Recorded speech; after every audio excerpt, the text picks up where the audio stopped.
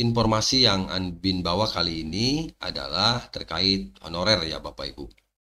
Judulnya paparan kita kali ini adalah mohon maaf, ternyata hanya pegawai kategori ini pengangkatan honorer tahun 2024 menjadi ASN P3K.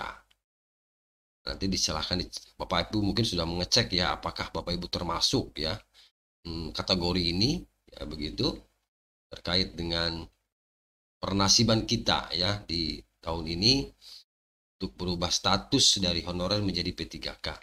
Untuk itu nanti silakan disimak penjelasannya Bapak Ibu sampai selesai.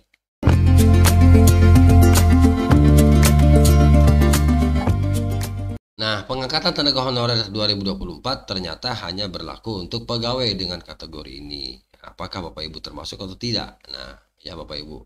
Lengkongayobandung.com, pengangkatan tenaga honorer 2024 ternyata hanya berlaku untuk pegawai dengan kategori ini. Diketahui pemerintah akan segera melakukan pengangkatan tenaga honorer menjadi P3K di tahun 2024. Nah, honorer tersebut Bapak Ibu sesuai dengan amanat dalam Undang-Undang ASN tahun 2023 di mana pengangkatan P3K merupakan salah satu upaya ya dalam menyelesaikan masalah penataan tenaga honorer. Nah, di sini Bapak Ibu berdasarkan Undang-Undang ASN bahwa tenaga honorer ini, penyelesaian tenaga honorer ini harus sudah tuntas sampai Desember 2024. Jadi tinggal menghitung berapa bulan lagi. Kalau sekarang bulan awal, anggap saja bulan Juli misalnya, Juli, Agustus, September, Oktober, November, Desember, tinggal setengah tahun lagi atau 6 bulan lagi. Namun ternyata pengangkatan tenaga honorer tahun 2024 ini hanya berlaku untuk pegawai dengan kategori tertentu saja Bapak Ibu. Nah, siapa aja itu? Yang pertama nih, kategori tenaga honorer yang lolos verifikasi dan validasi data di Badan Kepegawaian Negara. Jelas ya. Jadi honorer kategori ini insya Allah akan lolos ya, lolos menjadi ASN P3K. Kenapa? Karena sudah terdata di datanya BKN berdasarkan hasil verifikasi dan validasi gitu ya. Lalu yang kedua apa? Yang kedua adalah kategori tenaga honorer yang belum mencapai batas usia pensiun. Pasti kalau pensiun ngapain diangkat kan? Ya gitu ya. Jadi yang masih ada kesempatan untuk melanjutkan kerja karena masih jauh pensiun, nah ini juga ada kesempatan. Sebab yang mendekat-mendekat ini rasanya susah ditebak apakah akan diterima atau tidak. Jadi tenaga honorer yang lolos verifikasi dan validasi data di Badan BKN serta belum mencapai batas usia pensiun ini bisa diangkat menjadi P3K. Lalu yang ketiga Bapak Ibu, nah yang ketiga ini adalah kategori tenaga honorer yang aktif. Kategori tenaga honorer yang aktif. Tidak aktif selama 3 bulan atau lebih tak akan diangkat menjadi P3K.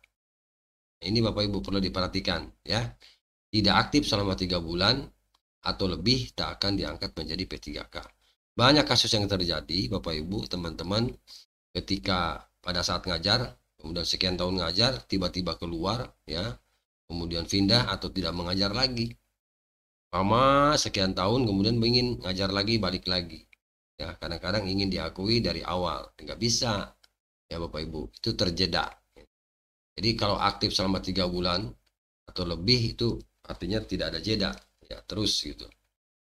Nah, yang keempat apa Bapak Ibu? Yang keempat adalah kategori honor yang tidak memiliki rekam jejak pelanggaran disiplin. Jelas. Ini honor-honor yang selama ini ada, kemudian masuk davodik, ya, mengajarnya betul, gitu Bapak Ibu. Kemudian rekam jejaknya bagus, ya, apa namanya, ya paling tidak rajin lah begitu, tidak melakukan hal-hal yang di luar ketentuan, maka bukan tidak mungkin, ya, kategori ini pasti akan mudah segera untuk diangkat menjadi ASN P3K. Itu ya Bapak Ibu. Jadi ada 4 ya Bapak Ibu, 4 kategori yang insya Allah akan diterima ya nanti di ASN P3K. Yang penting secara umum 4 hal ini kalau bisa apa namanya menjadi rujukan gitu ya Bapak Ibu. Misalnya kategori honor aktif kan jadi rujukan kita harus aktif. Kemudian apa namanya lolos verifikasi gitu ya dan lain-lain. Ini adalah nanti yang akan mengisi ya, kekosongan jabatan gitu ya Bapak Ibu. Oke Bapak Ibu, itu ya 4 hal di sini, 4 hal terkait dengan adanya apa itu pengangkatan tenaga P3 ASN yang awalnya yang berangkatnya dari honorer. Jadi ternyata tidak mudah juga ya Bapak Ibu, rekam jejak kita bagus dan lain-lain, maka bukan tidak mungkin direkomendasi oleh PKN untuk ikut seleksi kategori ini gitu ya. Seleksi menjadi ASN P3K.